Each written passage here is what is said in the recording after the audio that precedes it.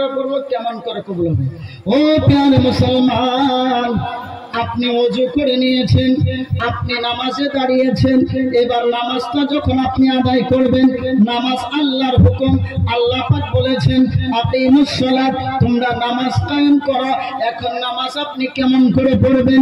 আমার আল্লাহ পাক নামাজ পড়ে না, আমার আল্লাহ পাক রোজা রাখে না, আমার আল্লাহ পাক যাকাত দেয় না। আপনি এগুলো আমল যে করবেন কেমন করে? আল্লাহ পাক শুধু বলেছেন তুমি নামাজ পড়ো। এবার নামাজটা কেমন করে পড়বেন? আমার আল্লাহ পাক জানিয়ে দেয়, বান্দা রে, ও আমার বান্দারা তোমরা শোনো, নামাজ হুকুম হতে পারে আমার, কিন্তু নামাজে যখন দাঁড়াবে নবীর মতো দাঁড়াতে হবে। নবী যেমন দাঁড়িয়েছে, আমার হাবিব যেমন দাঁড়িয়েছে, তেমন ভাবে দাঁড়াতে হবে। তোমার নিজের ইচ্ছা মতো হিন্দুস্তান পাকিস্তান করে দাঁড়ালে চলবে না। চলবে? নামাজ হবে? অনেক নামাজি আমি দেখেছি এরকম করে একটা হিন্দুস্তান একটা পাকিস্তানের দিকে পা রেখে দেয়, এরকম করে দাঁড়ায় না? আছে না? আবার আরেকটা আছে এতটা ফাঁক করে দেয়, বলে মাঝে জায়গা ফাঁকি, বলে পায়ের কাছে পা ফাঁকা রাখলে বলে শয়তান বলে ঢুকু। ওইটা যেটাই না হোক, আমি ওইদিকে যাচ্ছি না।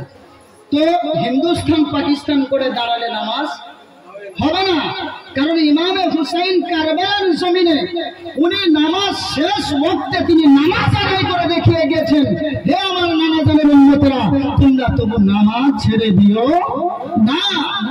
যেখানে কেউ ছিল না তার সাথী এবং ইমাম হুসাইন, তিনি সেখানে পর্যন্ত তিনি শহীদ হওয়ার পূর্বেও নামাজ দেখিয়ে গেছেন। বলে আল্লাহ কেমন নামাজ পড়বো? আমার আল্লাহ পাক জানিয়ে দেয়, ও আমার বান্দারা তোমরা শোনো, আমার নবী যেমন দাঁড়িয়েছে তেমন ভাবে দাঁড়াও। আমার নবী যেমন কেরাত করেছে তেমনি ভাবে কেরাত পড়া। আমার নবী যেমনি ভাবে রুকু করেছে তেমনি ভাবে তুমি রুকু করা। আমার নবী যেমন তাসবিহ করেছে তেমনি ভাবে তুমি তাসবিহ করা। আমার নবী যেমন সিজদা দিয়েছে তেমনি ভাবে তুমি সিজদা দাও। বলে ও মাবুদ মাওলা, তেমনি ভাবে সিজদা দিলে কি হবে? আমার আল্লাহ রাব্বুল আলামিন জানিয়ে দেয়, বান্দারা ও আমার বান্দারা তোমরা শোনো, যখন নাকি আমার নবীর মতন তোমার নামাজ দেখবো, আমার নবীর মতো সাজদা দেখবো, আমার নবীর মতো রুকু দেখবো, আমার নবীর মতো তাসবিহ দেখবো, আমি আল্লাহ রাব্বুল আলামিন জানিয়ে দিলাম আমি ওই নামাজটা কবুল করতে দেরি করব না, তোমার সালাম ফেরাতে দেরি হয়ে যাবে, কিন্তু আমি আল্লাহ তার পূর্বে তোমার নামাজকে আমি কবুল করে নিয়ে নেব। সুবহানাল্লাহ। তাহলে কেমন নামাজ পড়তে হবে? নবীর মতো নামাজ। আজ আমরা নামাজ পড়ছি মনের খেয়ালে, দাঁড়ানো দরকার, বাস ওখানে চোখটা বন্ধ করে দিয়ে বা কি করছে মুখ বন্ধ করে একদম নামাজি আছে, মুখ বন্ধ করে ও কোথায় থেকে ডাল কিনতেছে, কোথায় সবজি কিনছে, কোথায় গুয়াহাটি, তেজপুর, আসামের বিভিন্ন জায়গায় ঘুরে বেড়াচ্ছে, কোথায় বোম্বাই ঘুরে বেড়াচ্ছে, নামাজের ভিতরে ঘুরে কি ঘুরে না ঘুরে নামাজের ভিতরে। বলুন তো কেন? আমার নবীর মতো নামাজ নেই। নামাজ কি মনে মনে নামাজ আছে নাকি? মা বোনদেরও মনে মনে পড়তে হয়, বেটা ছেলেদেরও মনে মনে নামাজ আদায় করতে হয়। এটা হচ্ছে অতি উত্তম নামাজ। বাড়িতে যখন নামাজ পড়বে একদম জোরে জোরে নয়, আর মসজিদে যখন হবে ইমাম সাহেব শুধু কেরাতটা এবং আল্লাহু আকবার, সামি আল্লাহু লিমান হামিদে কয়েকটা বস্তু জুড়ে জুড়ে পড়বে। এছাড়া মনে মনে বলতে কেমন? আমরা ভাবছি মনে মনে মনে হয় মন কলা খাচ্ছি, নামাজ হবে না। কেমন নামাজ? আপনার নামাজের ভিতরে সূরা কেরাত পড়তে হবে, এমন আস্তে করে পড়তে হবে যেটা আপনি নিজে কানে শুনছেন এবং কি আপনার পাশে যে দাঁড়িয়েছে সে যাতে বুঝতে পারে যে আপনি কিছু না কিছু পড়ছেন, শোনা যাচ্ছে, এটাকে বলা হয় নামাজ। তো আমরা সেরকম করে আহলে বায়তের মহব্বত নিয়ে নামাজ পড়ি। কথা বলেন ঠিক কিনা? তো আসুন, আমাদের অনেক মানুষ আছে যারা বলে, অনেক মানুষ আছে যারা বলে কোরআন থেকে আহলে বায়তের মহব্বতের কথা নেই। আমি বলে কোরআনের ভিতরে আহলে বায়তের কথা আছে। অনেকেই বলে নামাজের ভিতরে আহলে বায়তের কথা নেই। ওরে নামাজ আল্লাহর সালাম না আল্লাহ পাকে, ওয়াজিব হলো সালাম দেবে নবীজিকে। কথা বলেন, নামাজের ভিতরে আল্লাহ আল্লাহ পাককে সালাম দেওয়া যায় না, কোনো মানুষকে সালাম দেওয়া যায় না। যদি সালাম দিতে হয় আমার নবী মুস্তাফাকে দিতে হয়, এবং আহলে বায়াতকে দিতে হয়, এবং নেককার পরহেজগার তাদেরকে সালাম দিতে হয়।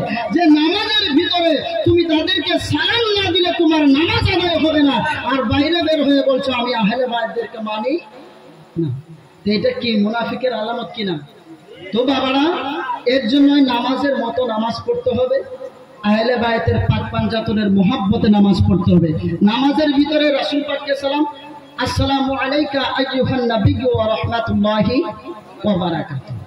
এটা যদি আপনার সবে মেরাজের রাত্রি হতো তাহলে আমি এই দিকটাই ওয়াজ করতাম। এটা এইটুকা কখন নাজিল হয়েছে, তারপরের টুকা অংশ কখন নাজিল হলো, তার আগেরটা কখন নাজিল হলো, বা তারপরে যে আশহাদু আল্লা ইলাহা ইল্লাল্লাহ আছে এটা কখন নাজিল হলো, আমি ইনশাআল্লাহ খুলে বলতাম। কিন্তু সময় যেহেতু আমি কারবালার মজুদ রয়েছি, তো এখানে আহলে বায়াতের কথা কোথায় আছে হয়তো আপনাকে কেউ জিজ্ঞাসা করতে পারে।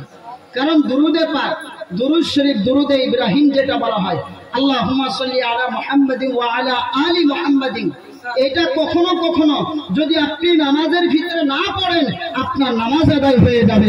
তাহলে এখানে একদল বলবে এর ভিতরে আলে ও মুহাম্মদ পাক পাঞ্জাতনের কথা আছে, ও আলা আলি, আলী ও ফাতেমা, হাসাইন ও হুসাইনের কথা বলা হয়েছে। সুবহানাল্লাহ, সুবহানাল্লাহ।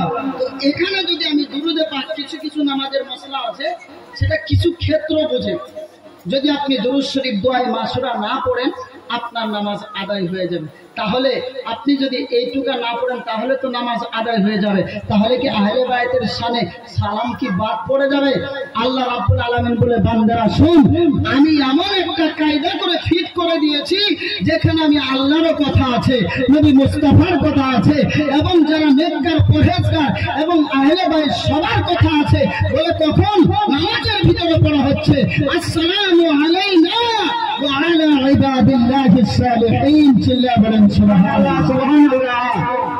এখানে বলা হচ্ছে আল্লাহ আমরা নামাজের ভিতরে সালাম দিচ্ছি, যত নেককার পরহেজগার ব্যক্তিগণ আছেন তিনাদের উপরও তোমার রহমত বর্ষিত হোক। বলেন আল্লাহুম্মা আমিন। তো যাই না হোক, বাবারা যিনারা দাঁড়িয়ে আছেন এখানে মাঝে কিন্তু জায়গা ফাঁকা রয়েছে, তো এখানে দয়া করে